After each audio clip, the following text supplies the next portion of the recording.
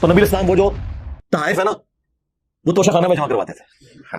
یہ توشہ خانہ کیونکہ آپ کو سمجھ آ رہا ہے نا, اس زمانے میں بیت المال, جتنے پرائم منسٹر ہیں, جتنے آرمی چیف ہیں, جتنے ریاستی اداروں کے لوگ ہیں, جتنے چیف جسٹس نے آج تک جتنے بھی یہ تحفے لیے ہیں نا, اصولاً ان کو بیت المال میں وہ جمع کروانے چاہیے. آدھی قیمت دے کے یا 20% دے کے نہیں لینے چاہیے, ادھر ہی رکھیں.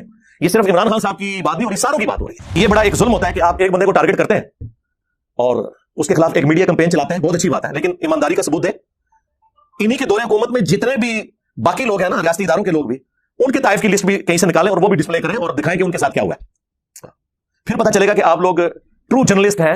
میں تو پہلے دن سے کہہ رہا ہوں کہ یہ غلط ہے.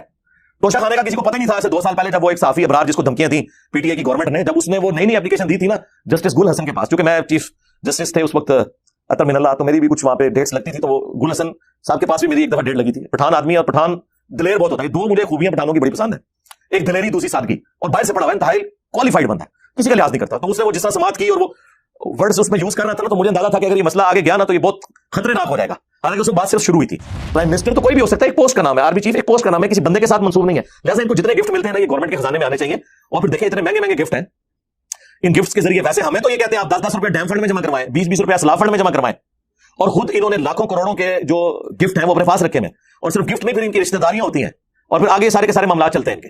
ان لوگوں نے اپنی جیبیں نہیں ڈھیلی کر دی ہیں, انہوں نے نہیں دینا گورنمنٹ کے خزانے کے اندر. ملک کے حاکم جو ہیں وہ عوام ہے. اور یہ بات اگر کوئی مذہبی پلیٹ فارم سے کرتا ہے تو وہ فوراً مولوی چکر پڑ جاتے ہیں, جی عوام کی حاکمیت, یہ تو جمہوریت شرک. اور خود یہ سارے حکمرانوں کے تلوے چاٹتے ہیں, سارے ان کنگز کے, ان بادشاہوں کے, ان ملوک کے قدموں میں بیٹھے ہوتے ہیں.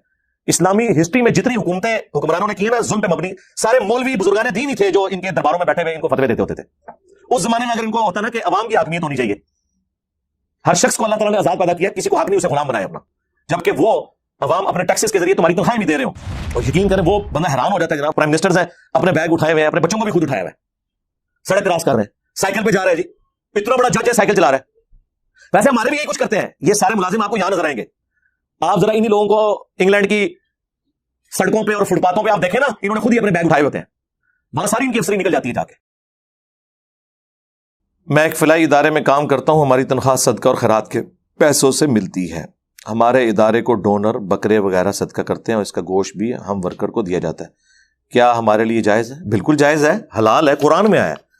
سورہ التوبہ کی آیت نمبر 60 جو ہے نا, 60 نمبر, اس میں زکوٰۃ اور صدقات, ویسے عربی میں جو قرآن میں جو ٹرم ہے وہ صدقات یوز ہوئی ہے.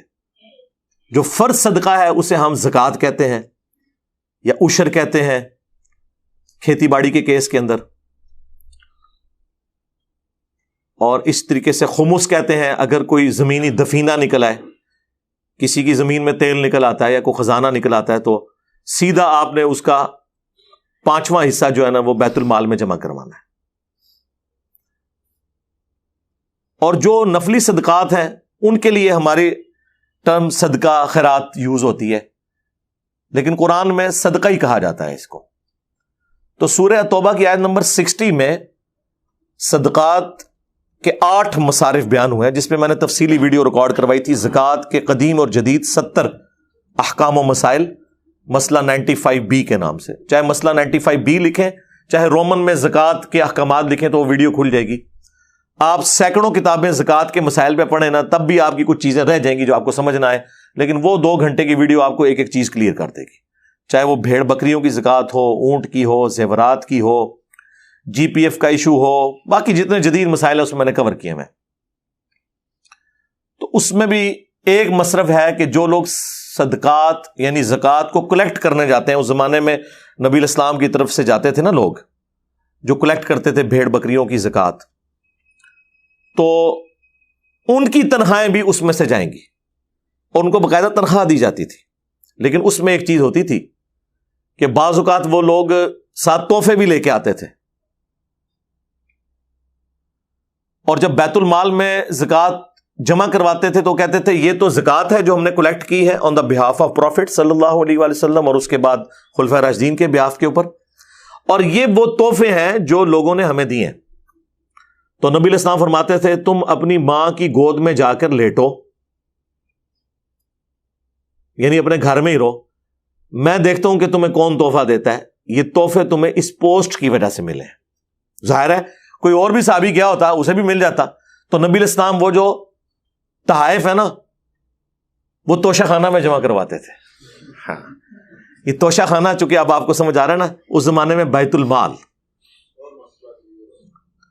تو جتنے بھی بار کے تحائف ہیں نا یہ جو توشہ خانہ میں جمع ہوتے ہیں نا, اور یہ جو قانون بنا ہوا ہے, ویسے تو سارے لوگوں کو نظر آتا ہے پاکستان کا فلاں قانون جو ہے وہ قرآن و سنت کے منافی ہے, تو یہ بھی قانون منافی ہے. اور اس میں سنگل آؤٹ کسی ایک پرائم منسٹر کو آپ نہ کریں. جتنے پرائم منسٹر ہیں, جتنے آرمی چیف ہیں, جتنے ریاستی اداروں کے لوگ ہیں, جتنے چیف جسٹس نے آج تک جتنے بھی یہ تحفے لیے ہوئے ہیں نا, اصولاً ان کو بیت المال میں وہ جمع کروانے چاہیے. آدھی قیمت دے کے یا 20% دے کے نہیں لینے چاہیے, ادھر ہی رکھیں. یہ صرف عمران خان صاحب کی بات نہیں ہو رہی, ساروں کی بات ہو رہی ہے.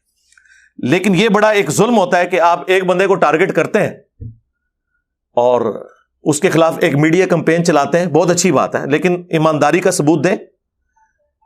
انہی کے دور حکومت میں جتنے بھی باقی لوگ ہیں نا, ریاستی اداروں کے لوگ بھی, ان کے طائف کی لسٹ بھی کہیں سے نکالیں اور وہ بھی ڈسپلے کریں اور دکھائیں کہ ان کے ساتھ کیا ہوا ہے.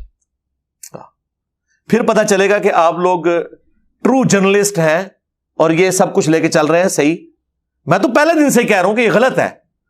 توشہ خانے کا کسی کو پتہ ہی نہیں تھا. ایسے 2 سال پہلے جب وہ ایک صحافی ابرار جس کو دھمکیاں دیں پی ٹی اے کی گورنمنٹ نے, جب اس نے وہ نئی اپلیکیشن دی تھی نا جسٹس گل حسن کے پاس, چونکہ میں چیف جسٹس تھے اس وقت اطہر من اللہ, تو میری بھی کچھ وہاں پہ ڈیٹس لگتی تھی, تو وہ گل حسن صاحب کے پاس بھی میری ایک دفعہ ڈیٹ لگی تھی. پٹھان آدمی اور پٹھان دلیر بہت ہوتا ہے. یہ 2 مجھے خوبیاں پٹھانوں کی بڑی پسند ہیں, ایک دلیری, دوسری سادگی, اور باہر سے پڑھا ہوا ہے, انتہائی کوالیفائڈ بندہ ہے, کسی کا لحاظ نہیں کرتا. تو اس نے وہ جس طرح سماعت کی اور وہ ورڈز اس میں یوز کر رہا تھا نا, تو مجھے اندازہ تھا کہ اگر یہ مسئلہ آگے گیا نا تو یہ بہت خطرناک ہو جائے گا. حالانکہ اس وقت بات صرف شروع ہوئی تھی. تو بات یہ کہ نبی علیہ السلام نے یہی تعلیم دی ہے آپ نے کہ کوئی گفٹ آپ کو پوسٹ کی وجہ سے ملے نا گورنمنٹ کی, چاہے آپ صدقات اور زکات کلیکٹ کرنے گئے ہیں یا گورنمنٹ کے کسی کام سے گئے ہیں. ظاہر ہے یہاں سے پرائم منسٹر یا آرمی چیف اپنے ذاتی کام کے سلسلے میں تو نہیں دوسرے حکمرانوں کو ملتا. پرائم منسٹر تو کوئی بھی ہو سکتا ہے, ایک پوسٹ کا نام ہے. آرمی چیف ایک پوسٹ کا نام ہے, کسی بندے کے ساتھ منسوب نہیں ہے. لہٰذا ان کو جتنے گفٹ ملتے ہیں نا یہ گورنمنٹ کے خزانے میں آنے چاہیے. اور پھر دیکھیں اتنے مہنگے مہنگے گفٹ ہیں, ان گفٹس کے ذریعے ویسے ہمیں تو یہ کہتے ہیں آپ 10-10 روپیہ ڈیم فنڈ میں جمع کروائیں, 20-20 روپیہ سلاف فنڈ میں جمع کروائیں, اور خود انہوں نے لاکھوں کروڑوں کے جو گفٹ ہیں وہ اپنے پاس رکھے ہوئے ہیں. اور صرف گفٹ نہیں, پھر ان کی رشتہ داریاں ہوتی ہیں, اور پھر آگے سارے کے سارے معاملات چلتے ہیں ان کے. ان لوگوں نے اپنی جیبیں نہیں ڈھیلی کر دی ہیں, انہوں نے نہیں دینا گورنمنٹ کے خزانے کے اندر. تو نبی علیہ السلام نے یہ حکم فرمایا کہ وہ تحفے آپ نے اپنے پاس نہیں رکھنے. تو وہ تحفوں سے سلسلہ شروع ہوا. اس زمانے میں بیت المال, آج ہم اسے توشہ خانہ کہتے ہیں.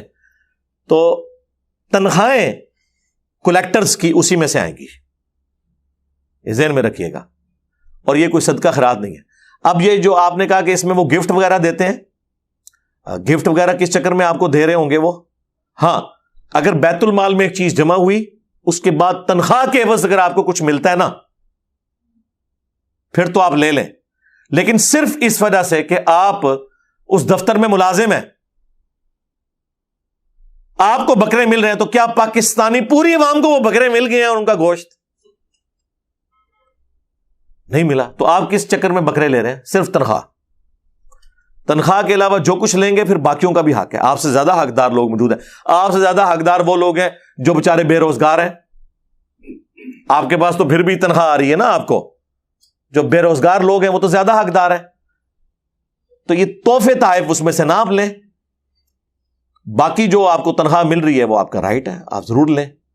بلکہ نبی علیہ السلام تو بعض آپ کے ساتھی ریلیکٹنٹ ہوتے تھے تو آپ ان کو زبردستی دیا کرتے تھے کہ جب ہم کسی کو پوسٹ دیں گے تو ہم اسے ساتھ تنخواہ بھی دیں گے یا جو کچھ دیں گے, اور اس میں وہ ریلیکٹنٹ نہ ہو.